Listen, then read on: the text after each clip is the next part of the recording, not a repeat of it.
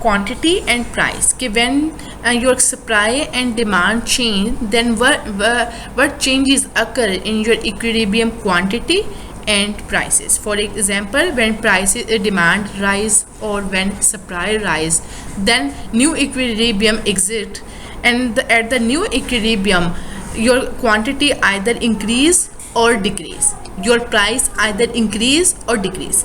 Different situation में हम लोग प्राइसेस और क्वांटिटी में चेंज देखेंगे कि जब आपका इक्विलिब्रियम चेंज होता है न्यू सप्लाई और डिमांड की वजह से, डिमांड और सप्लाई में चेंज की वजह से जब आपका इक्विलिब्रियम चेंज होता है तो उस चेंज इक्विलिब्रियम से क्वांटिटी में क्या चेंज आता है, आइदर इट इंक्रीज और डिक्रीज, और आपकी इक्विलिब्रियम प्राइस में क्या चेंज आता है, आइदर इट इंक्रीज और डिक्रीज। एक दफ़ा आपको मैं रिवीजन करवा दूं कि डिमांड कर्व नेगेटिव होता है, सप्लाई कर्व पॉजिटिव होता है, और मार्केट इक्विलिब्रियम कहाँ पे होता है, जहाँ पे demand and supply both curve intersect to each other. A point for example ये है जहाँ पे वो एक दूसरे को इंटरसेक्ट कर रहे हैं, दिस इज मार्केट इक्विलिब्रियम।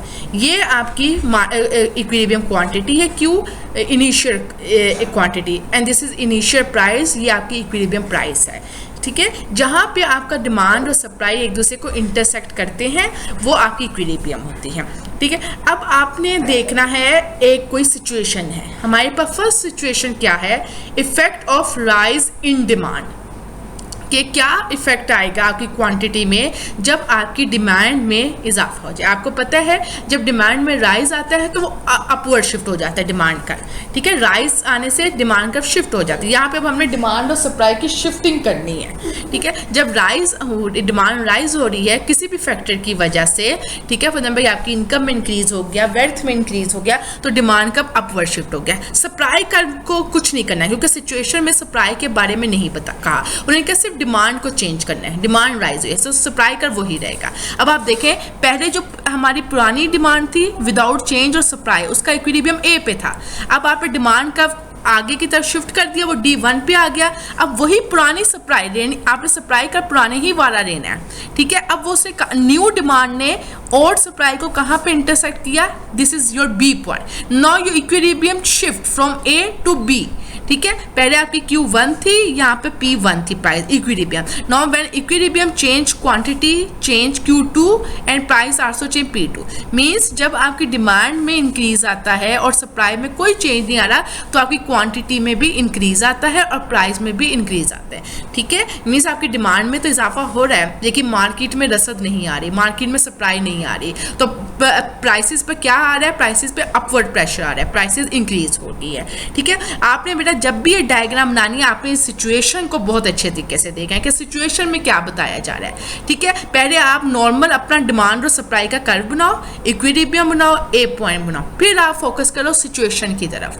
अगर इस सिचुएशन में क्या राइज इन डिमांड है देन ओके आप डिमांड कर्व को अपवर्ड शिफ्ट कर दें। ठीक है, नाउ न्यू इक्विलिब्रियम बनाएं जहां पर न्यू डिमांड सप्लाई को इंटरसेक्ट कर रही है और वहां से क्वांटिटी का और प्राइस का चेंज करते हैं। इसी तरह एक और सिचुएशन हम आपको बताती हूँ, राइज इन सप्लाई, यानी सप्लाई में राइज है, अब यहाँ डिमांड में राइज नहीं आ रहा, मींस डिमांड कर्व चेंज नहीं होगा। तो ये देखें डिमांड कर्व वही है, पहले आपने वही डिमांड और सप्लाई का इक्विलिब्रियम बनाया, ए ये Q, this is P, equilibrium price, equilibrium quantity. Now look at the situation. Situation क्या है, राइज इन सप्लाई। जब सप्लाई में राइज आता है तो सप्लाई का राइट वर्ड शिफ्ट होता है, राइट वर्ड ये होता है, ये हम राइट वर्ड शिफ्ट हो गए S1 पे। नाउ देखें अब इस न्यू S1 ने डिमांड को कहाँ पे इंटरसेक्ट किया, एट बी पॉइंट। तो आपकी क्वांटिटी ये आ गई, प्राइस ये आ गई, मीन्स आपकी प्राइस तो रिड्यूस हो गई है, ठीक है, बट क्वांटिटी में इंक्रीज आ गया। कि क्या मतलब कि डिमांड तो इंक्रीज नहीं हो रही, लोग डिमांड नहीं कर रहे, लेकिन मार्केट में उस चीज़ की सप्लाई ज़्यादा है, तो प्राइसेस पर क्या प्रेशर आया, प्राइसेस डाउनवर्ड शिफ्ट हो गई है। ठीक है, और क्वांटिटी बहुत ज़्यादा मार्केट में पड़ी है, क्यों, क्योंकि डिमांड नहीं है, डिमांड में कोई चेंज नहीं आया। ठीक है, this is rise in supply. जब राइज इन सप्लाई आता है तो सप्लाई का राइट वर्ड शिफ्ट होना है, ये राइट वर्ड होता है, पॉजिटिव कर्व का नीचे की तरफ ये राइट वर्ड होता है। ठीक है, और आपका इक्विलिब्रियम शिफ्ट हो जाता है ए टू बी, और जब ए से बी पर शिफ्ट होता है तो आप देखिए क्या चेंज आ रहा है क्वांटिटी में और प्राइस में। ठीक है, now one more situation, equal rise. देखेंगे equal rise in demand and supply. अब दोनों को राइज करना है मगर इक्वल, यानी उसका आपने ये गैप जो है ये इक्वल रखना है। पहले आप वही पुराना इक्विलिब्रियम बनाए, डिमांड एंड सप्लाई, वो इक्विलिब्रियम ए आ गया, वहाँ पे क्वांटिटी और प्राइस आपने ड्रॉ कर देनी है। ठीक है, आप इस तरह वर्टिकल आपने नीचे लाइन लगानी है और पी की तरफ लाइन लगानी है तो पी ड्रॉ हो जाएगी।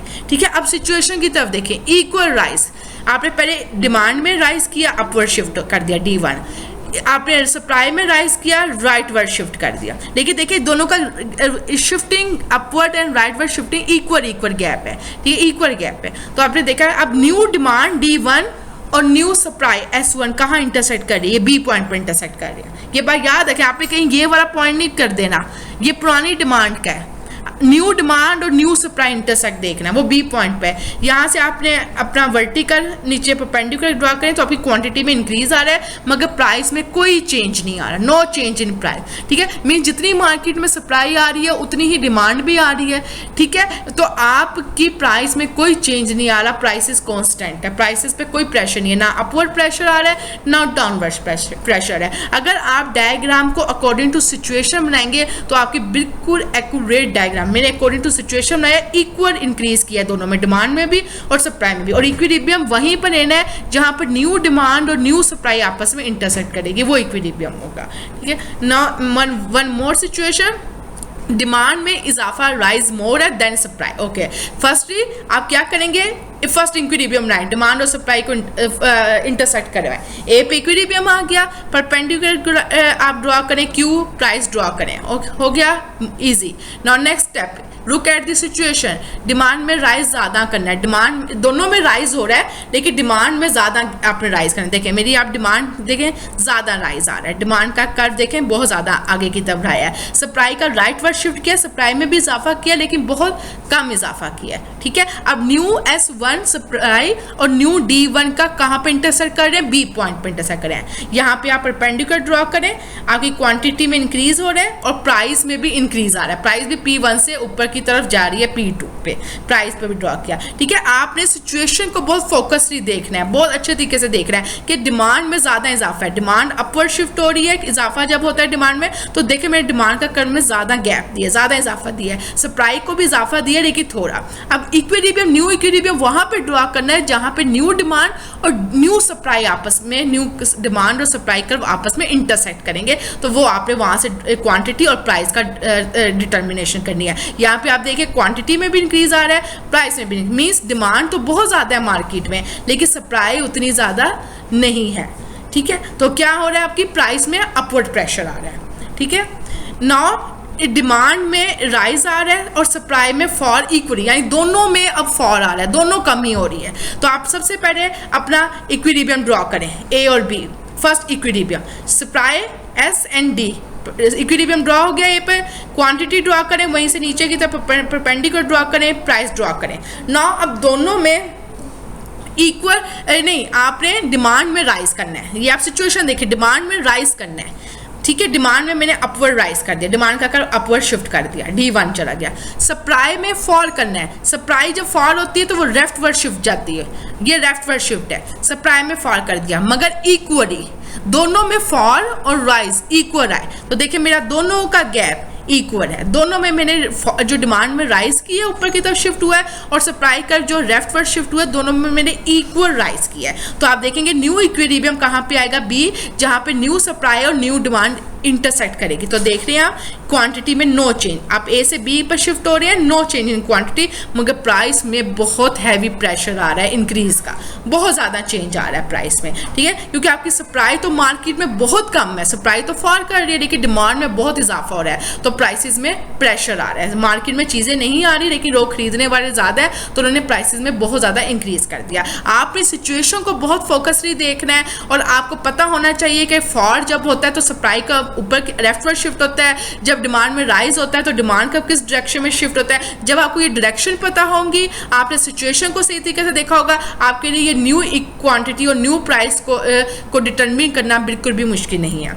Now one more situation, effect on demand, demand को फॉल करना है ज्यादा, more than rise in supply. ठीक है, आप फर्स्ट इक्विलिब्रियम ड्रॉ करें, ए इक्विलिब्रियम कहाँ पे ड्रॉ हुआ? जहाँ पे डिमांड और सप्लाई इंटरसेक्ट हो गया, वेरी सिंपल, क्यू और पी डिटरमिन हो गया। नाउ सिचुएशन की तरफ आए, फर्स्टली डिमांड को फॉर करें, ज़्यादा डिमांड को ज़्यादा फॉर कर दिया तो डिमांड का कर्व डाउनवर्ड शिफ्ट हो जाता है, ठीक है। डिमांड को हमने ज़्यादा फॉर करना, तो देखिए मैंने काफ़ी ज़्यादा उसको नीचे की तरफ फॉर किया, D1 पर शिफ्ट हो गया नीचे की तरफ डाउनवर्ड, और वो कह रहे हैं कि more than rise in supply, supply में इजाफा करना है। तो देखिए सप्लाई में थोड़ा इजाफा होना है, डिमांड में ज़्यादा कमी होनी है, तो सप्लाई को मैंने राइटवर्ड शिफ्ट किया, लेकिन as compare to for in demand थोड़ा शिफ्ट किया, ठीक है। जब भी सप्लाई में राइज आता है सप्लाई राइटवर्ड शिफ्ट हो जाता है, ठीक है। ये आपने देखा मैंने अकॉर्डिंग टू सिचुएशन मैं ग्राफ बना रही हूँ, डिमांड में ज़्यादा कमी, सप्लाई में कम इजाफा, ठीक है। अब न्यू इक्विलिब्रियम कहाँ है, जहाँ पे न्यू डिमांड और न्यू सप्लाई आपस में इंटरसेक्ट कर रही है, न्यू डिमांड न्यू सप्लाई का कर्व ये बी पे इंटरसेक्ट कर रहा है। यहाँ पर मैंने क्वांटिटी को ड्रॉ किया, प्राइस को ड्रॉ किया, आप देख रहे हैं क्वांटिटी में भी कमी आ गई, क्वांटिटी पीछे की तरफ आ गई, और प्राइस में भी कमी आ गई है, ठीक है। क्यों? क्योंकि सप्लाई में राइज तो बहुत कम आया है, लेकिन डिमांड बहुत कम हो गई है, लोग अब डिमांड नहीं खरीद रहे हैं, ठीक है। और सप्लाई में इतना ज़्यादा, और पीछे से रसद भी इतनी ज़्यादा नहीं आ रही है, तो रसद जब ज़्यादा नहीं आ रही है तो डेफिनेटली क्वांटिटी कम होगी, जब रसद है ही नहीं पीछे,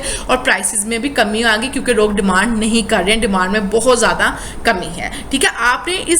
आपने सिचुएशन के अकॉर्डिंग ड्रॉ करने हैं डिमांड और सप्लाई कर, और हमेशा न्यू इक्विलिब्रियम न्यू और डिमांड, न्यू सप्लाई और न्यू डिमांड कर पर इंटरसेक्ट करेगा। नाउ वन मोर सिचुएशन, ये देखें सप्लाई में तो राइज करना है, लेकिन but demand perfectly in elastic, आपको पता है जब डिमांड परफेक्टली इन इलास्टिक होती है तो वर्टिकल कर्व होता है, मींस डिमांड में no change, demand is equal to zero होता है, इलास्टिसिटी और डिमांड इधर जीरो होती है, ठीक है। तो आपने देखे सप्लाई में हमने राइज कर दिया, सप्लाई को राइटवर्ड शिफ्ट कर दिया, ठीक है, सप्लाई को राइटवर्ड शिफ्ट किया, S1 पे आ गया। डिमांड में उन्होंने कहा, कोई डिमांड के बारे में उन्होंने कुछ नहीं कहा, सिर्फ ये कह दिया कि परफेक्ट इलास्टिक वो हमने बना दी, ठीक है। फर्स्ट इक्विलिब्रियम कहाँ था, जहाँ पर डिमांड और सप्लाई इंटरसेक्ट कर रहे थे। सेकंड इक्विलिब्रियम जहाँ पर न्यू सप्लाई डिमांड को इंटरसेक्ट कर रही थी, ये आ गई न्यू सप्लाई, ये बी पर। अब आप देखिए क्वांटिटी में नो चेंज, वाई, बिकॉज हमने यहाँ कह दिया कि परफेक्टली इन इलास्टिक डिमांड, कि डिमांड कर्व बिल्कुल जीरो है, इलास्टिसिटी और डिमांड जीरो है, तरफ में कोई चेंज नहीं आ रहा, जीरो तरफ है, ठीक है। लेकिन जब सप्लाई में चेंज आया, सप्लाई में इजाफा हुआ है, तो प्राइसेस में डाउनवर्ड प्रेशर आया, क्यों? क्योंकि लोगों की डिमांड में कोई चेंज नहीं आया, मार्केट में चीज़ें ऐसे ही पड़ी हैं, लोग डिमांड नहीं कर रहे हैं, तो प्राइसेस क्या हो रही है, डाउनवर्ड शिफ्ट हो रही है, प्राइसेस में कमी आ रही है, नीचे की तरफ प्राइसेस में कमी होती है, ऊपर जब जाती है तो प्राइसेस में इजाफा होता है। एक्सिस के अकॉर्डिंग देखें, एक्सिस में ऊपर की तरफ इजाफा होता है, तो ए से बी की तरफ जब आप मूव कर रहे हैं तो प्राइसेस में कमी आ रही है, ठीक है, हो गया। नाउ वन मोर सिचुएशन, या आपकी मोर अंडरस्टैंडिंग के लिए मैंने ज़्यादा सिचुएशन रखी कि आपको अच्छे तरीके अंडरस्टैंडिंग हो जाए।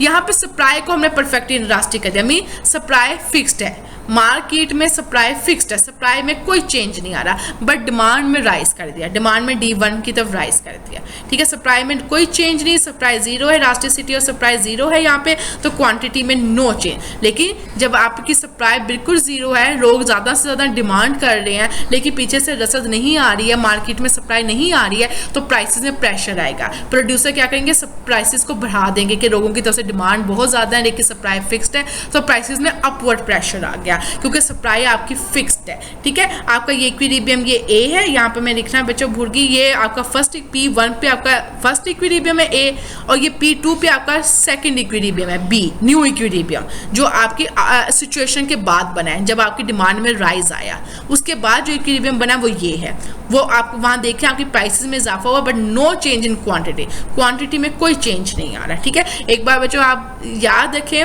आपने फर्स्ट क्या करना है, पहले इनिशियल इक्विलिब्रियम बना दें डिमांड और सप्लाई का, ठीक है।